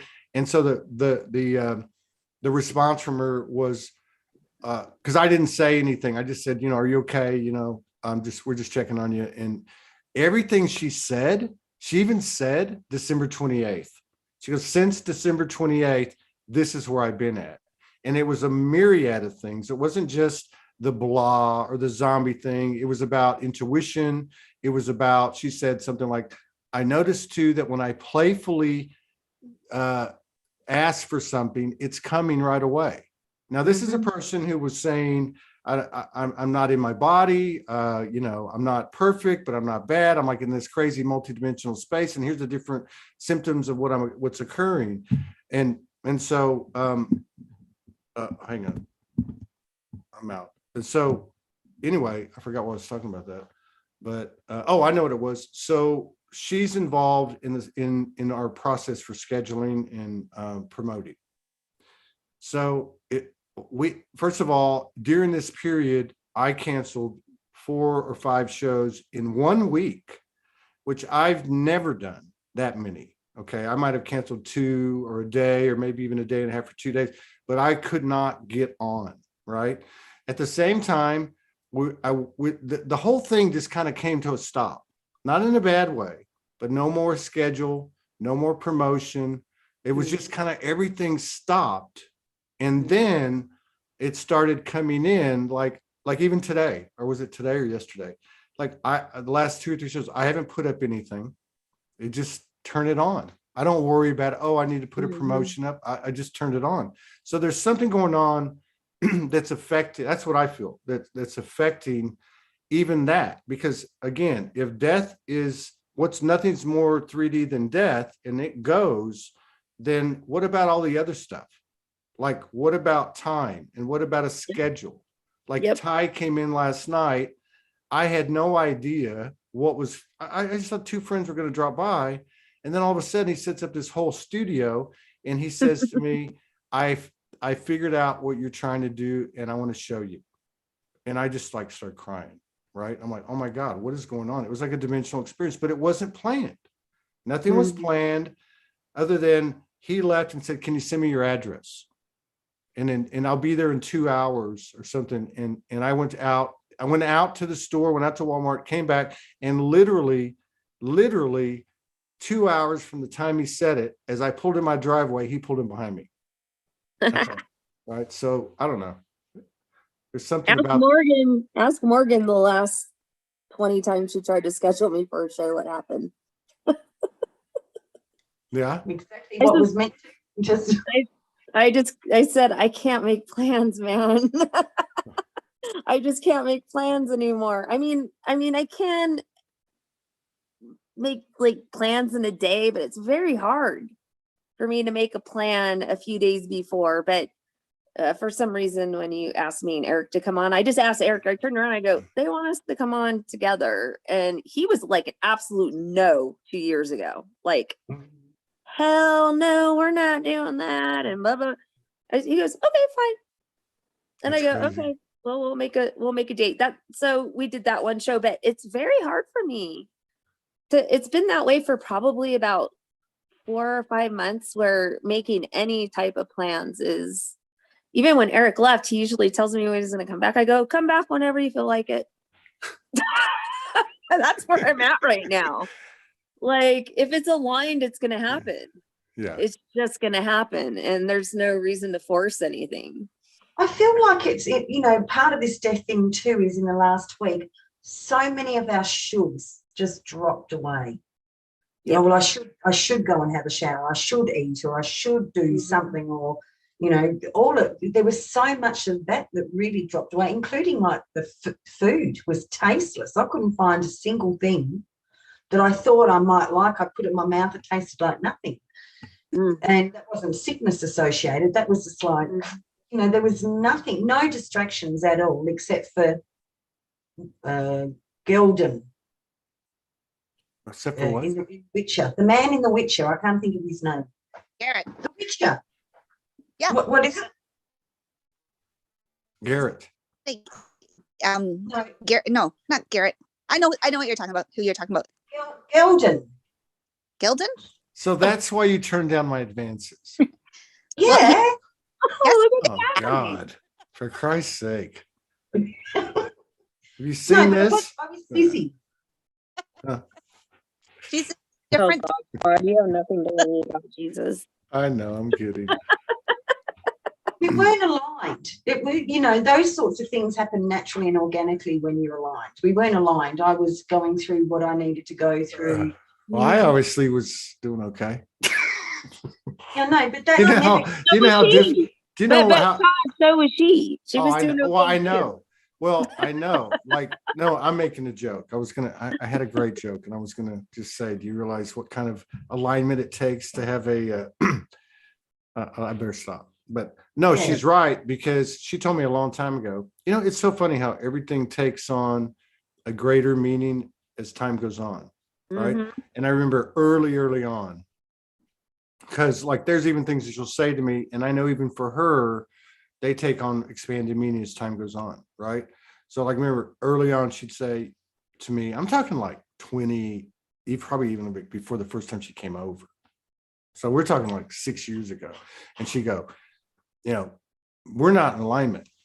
And I'd be like, and at the time I'd be like, what, like what? Like what and you go into all that, right? But she'd say, sometimes it's me, sometimes it's you, and sometimes it's just the energy. And so you get to the point, you go, it doesn't even matter, right? It's like my kid, she was saying, Huey's gone, and it's because the dog wasn't put up.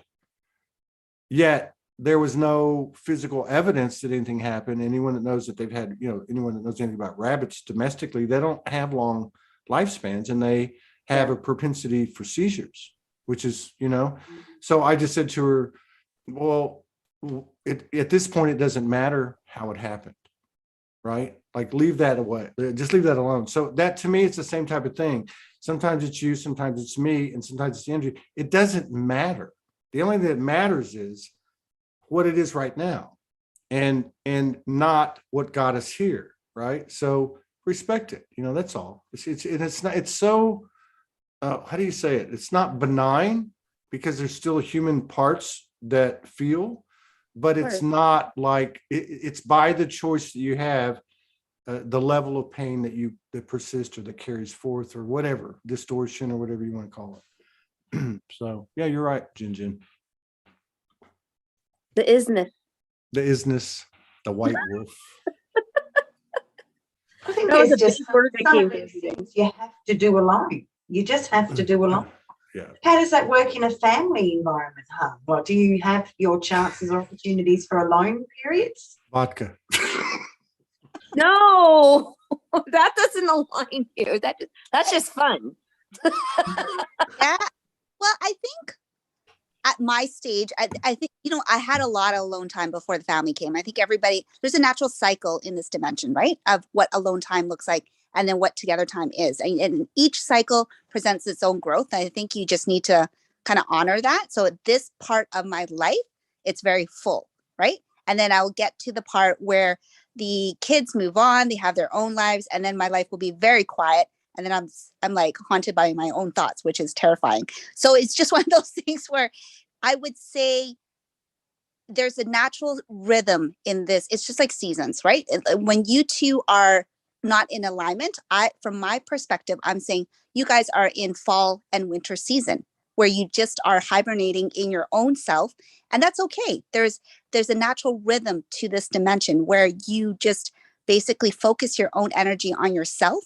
And then once you have that growth and you have that nourishment from your own self, spring and summer happens. And that's the natural cycle of partnerships and relationships as well. You'll go through where everything falls apart, everything feels cold, everything is flat, there's no growth, there's no joy, and then spring and summer happens, and then the vitality pops through, right? So for myself, in this season, for the family, it's like summer. Like it's nonstop growth, vitality, noise. So much of it's coming at you. But I know if I need to sneak out for a day or two, I can do that. It's not a big deal. And I do that by actually working. That's how I escape my family. So there's that. But I don't really, if I needed to, I know I'm supportive. If I needed to take off and go just like be by myself, I could do that. But I'm just the type of person that I don't do that well. Some people really need a lot of alone time. I need contrast and texture in my life. Yeah. And I get that, right? I like my husband's like you, Jen. He's a recluse.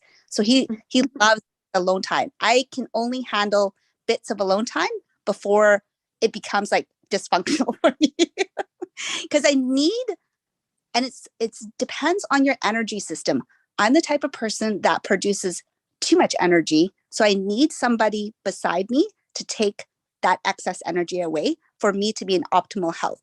Because if you just leave me and my energy to myself without anybody, that is in the void and needs the excess energy, then that's when I start being a little bit what you could all say destructive or unhealthy habits start happening, right?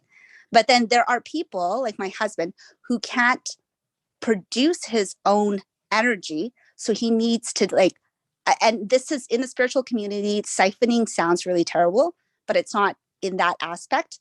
It's he absorbs the excess energy. So then he's in balance. So that's for me, being alone is not the greatest thing. But if you are the type of energy system where you need to be alone, that's the balance point for you, right? Yeah, I think being alone, I don't know, because I think that when you're especially if you're with somebody that's at a similar frequency, you kind of need that time alone because you create this other energy and it's very expansive and very big. And it almost gets to the point where you get, I wouldn't say I get exhausted. It's more of just like I'm starting to merge so much into that energy that I don't even have I don't want to say identity because identity is not even true, but it's like, I feel like I'm losing myself in that person. Yeah. It's like, I don't know if you and Morgan get that, but like, I want to be me and I want him to be him, but I also want us to be together. So for that to happen, like this energy just gets so big and I'm just like, holy crap. Okay, now it's time for me to be alone a little bit. It's just over consuming both of us. And then that's when and also if the energy is unbalanced, because the energy can become unbalanced, like I'm working through a thought process or a belief, or he's working through a thought process or a belief, and I'm just like, I'm not even there with him, at that time. There's just like a little cutoff point.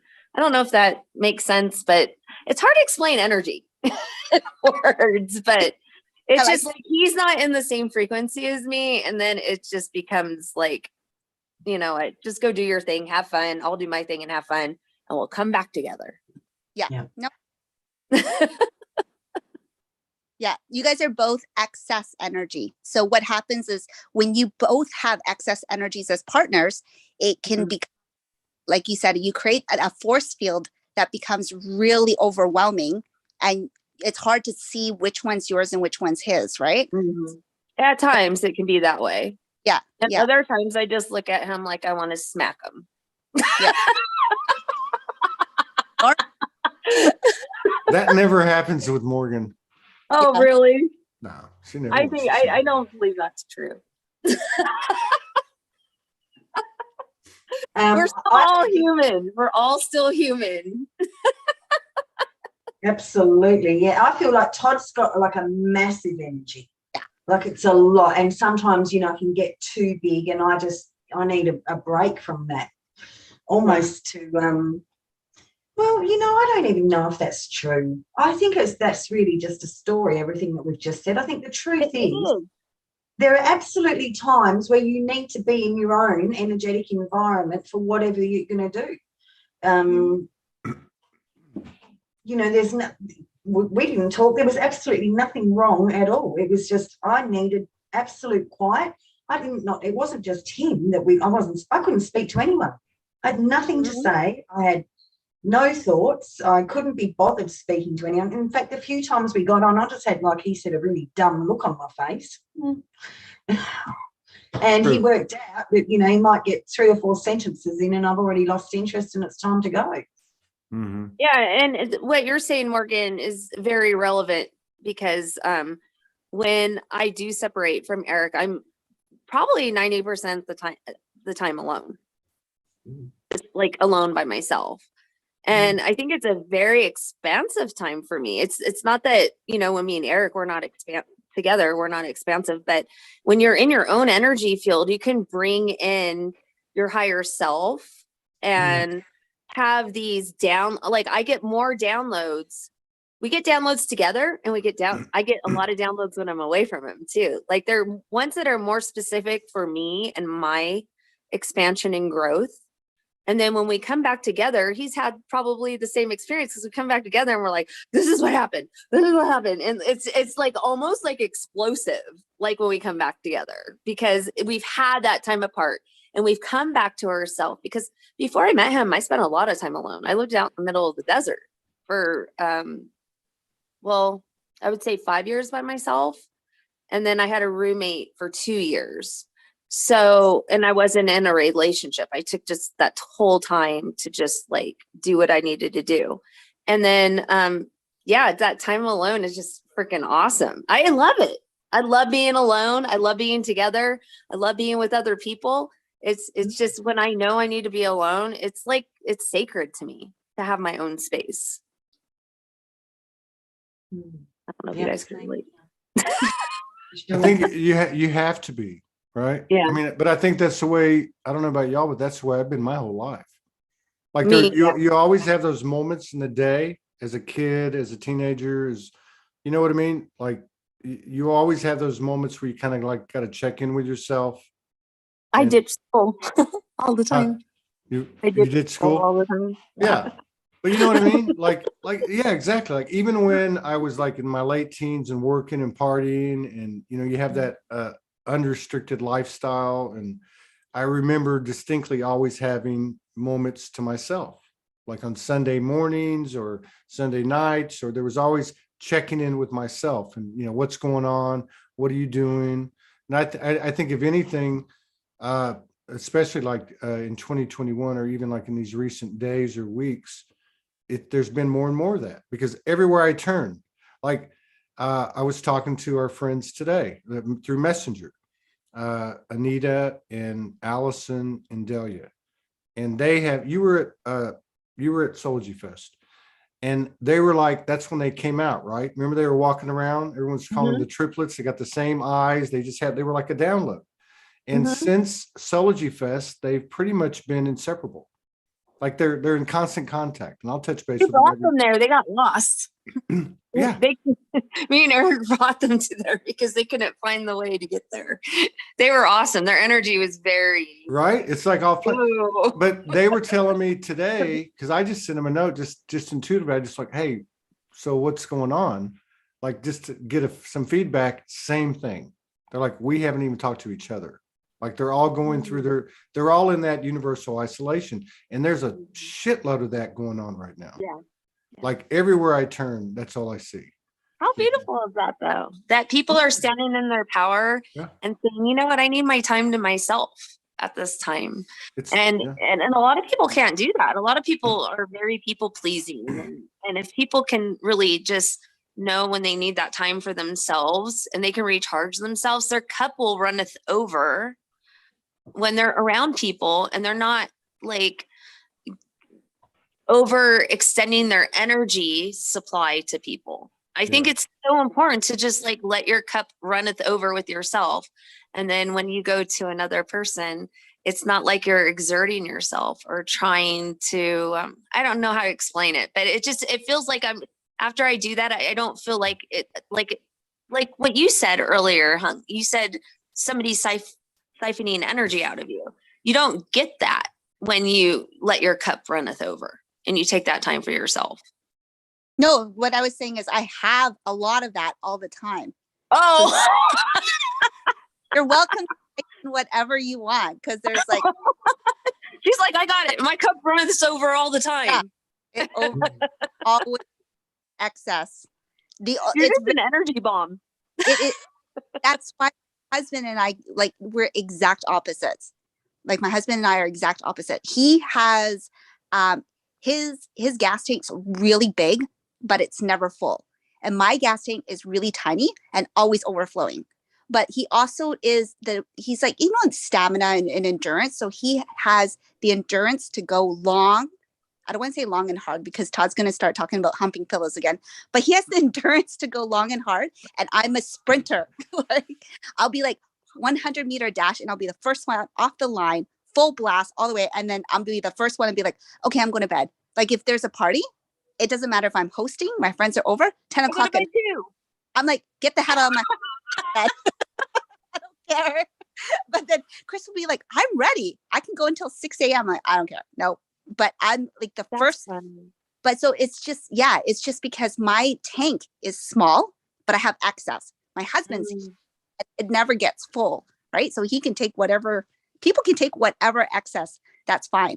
But it is good practice to be aware of how big your gas tank actually is, and always be mindful that you can't support others well if your gas tank is always running on fumes, right? Absolutely. Yeah. And I fall asleep at parties all the time. You can ask Eric. I'm in the corner, and if I'm out, I'm out. I don't care where I'm at. I'm the same. I don't need to be at home. I could be outside on a bench and fall asleep. If I ever become homeless, I'll be good. Yeah, no. But I can fall asleep anywhere. Fall asleep everywhere. I have to kick people out. I have to tell everyone, turn off the light. I can listen to it all. There can be noise everywhere, and I'm out completely. It's the weirdest thing, and I'm in another dimension. Yeah. And then when people wake me up, this is what I've been told. I don't know what I look like when I wake up.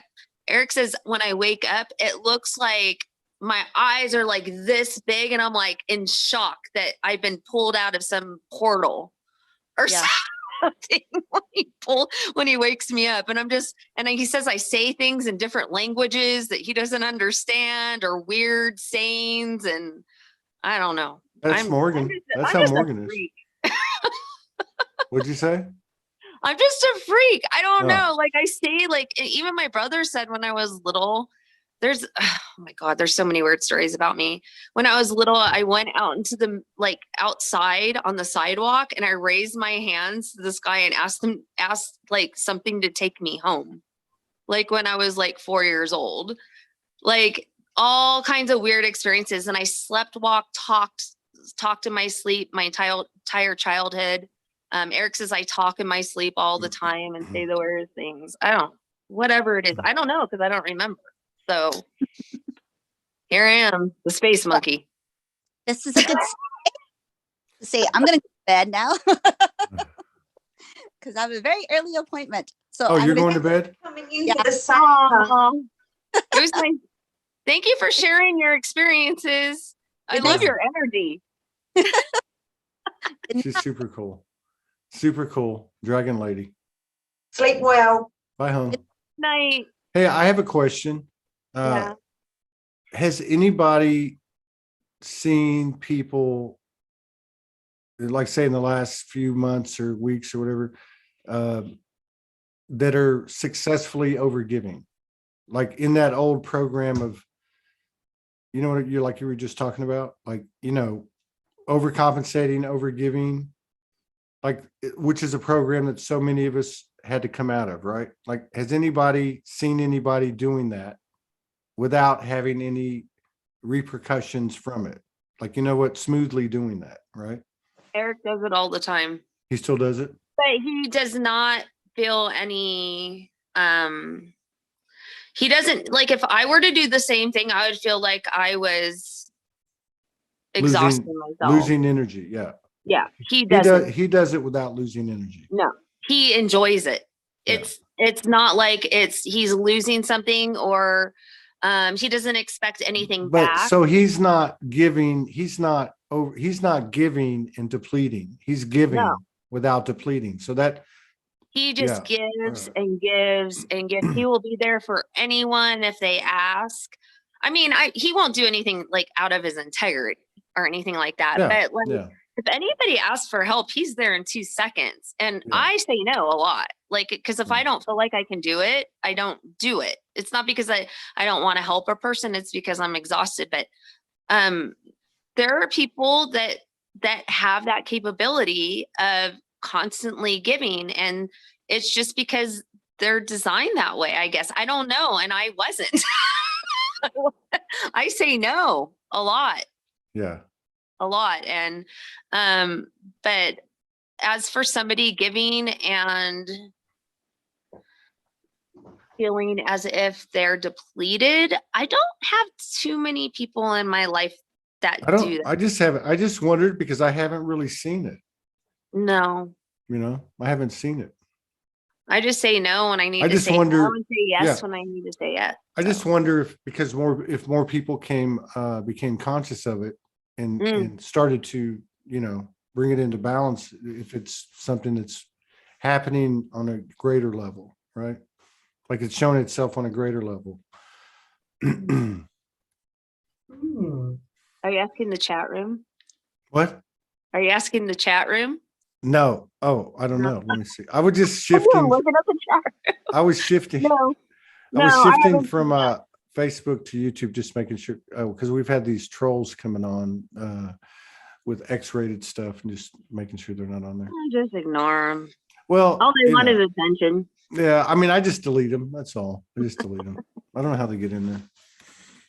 Anyways, lovelies, are we done? Are you feeling the? What? Yeah, I'm done. I'm good. I'm so Morgan's like, I'm out. you two coming in. He was off. Like I don't know where he was. I know. I saw it. Oh my goodness, what's gonna happen here? I had just woke up. It was like what you were talking about. You weren't here. You weren't in the body yet. Yeah. You're just wearing in your body. I can just tell you're started wearing in your swimming. body. I just started swimming really fast when, you know, like, what do you do? It's all good. But I came back. No judgment. Yeah, I I'm know. just observing. So was I. Was it that bad? It's No not wonder. bad. No wonder What my you're daughter doing sent me a today. note. She said, "No wonder No. no wonder my daughter sent me a note and she said, "Are you live right now? I'm watching this. Are you sick?" Like, no, I'm not Nobody's sick. judging you. Just be whoever you are when you are. But it's, Oh, I know. but I knew you weren't in your body. No, That's I all I wasn't. knew. I wasn't 'Cause in my could feel body. it. Yeah, I wasn't in my body. It's all good. I I'm was not in my out. body sometimes, so it's all good. It is good. Yeah, there's nothing wrong with it. It was just quite obvious. And I was sitting here going, oh my goodness, where's this going to go? How am I going to snap him out of it? Can I? So when you and Hung turned up, I'm like, oh, thank you. Yes. He can sit there and be quiet for 5 minutes till he lands back into his body.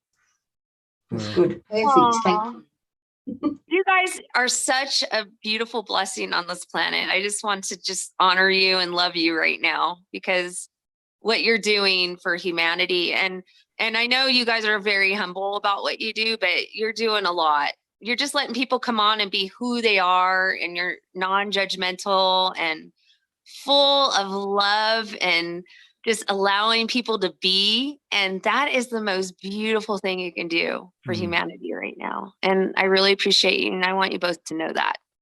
Thank you. Thanks. Thank you. All right, man. Thanks. I'm leaving. I'm out with that. Yeah. She said, Love peace you. out with it. Yeah. Bye. Bye, Jin Jin. Okay. How do I Thanks, tap out of here? Log me off. I don't know how to do it. Log you off. Let's see. Yeah, how do I do it? Hang on. Oh, no. Hang on. I'll get you. Okay. Remove. Bye. Oh, Morgan left. I thought she was going to stay on. Okay. All right. Okay. We'll see y'all. See y'all tomorrow.